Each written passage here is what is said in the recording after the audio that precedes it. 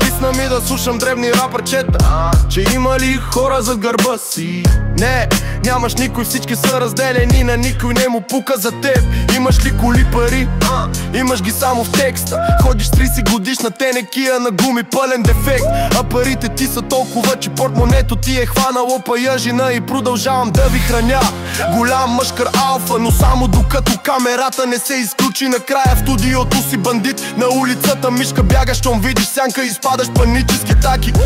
Правиш се на гангстера, вкъщи майка ти още ти поднася храната и ти оправя стаята. Твоят хардкор, живота е една голяма лъжа. Носиш маркови дрехи, взети назаем от жена. Имаш златни вериги от мед и цинк. Когато свалиш маската, остава само една мишка. Не си страшен, не си истински, ти си просто микрофонен мъжкър с фалшив респект. На всеки пост в инстаграм си генгста, снимки от клубове, които си видял само от вратата. Твоята драма е като сапунен сериал. Наричаш се рапър, но си готов да лапнеш маркуча за няколко лайка. Реалността е мръсна, а ти я полираш с филтри, защото истината е грозна и не може да се скрие. Къде са битките ти, къде е твоят кръг? Видяхте да мълчиш, когато те притиснаха до ъгъл.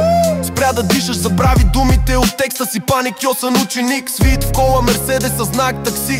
Микрофонен мъжкър, това си ти и дотъм. Говориш за улици, които не си виждал сам. Надуваш се в мрежата, силен в социала, но на живо си нула, празен си.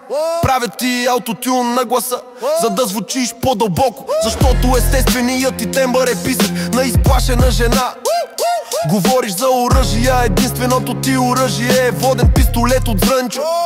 Говориш за автомати, за война и за стрит файт, но чувам те да питаш майка си дали може да ти върже връзките на обувките. Колата ти е лизингова с просрочена вноска, снимаш се пред нея, докато собственика чака отвънка. Жените ти с фалшиви усмивки стоят само за броя, знаят, че си само шоу, че нямаш тежест.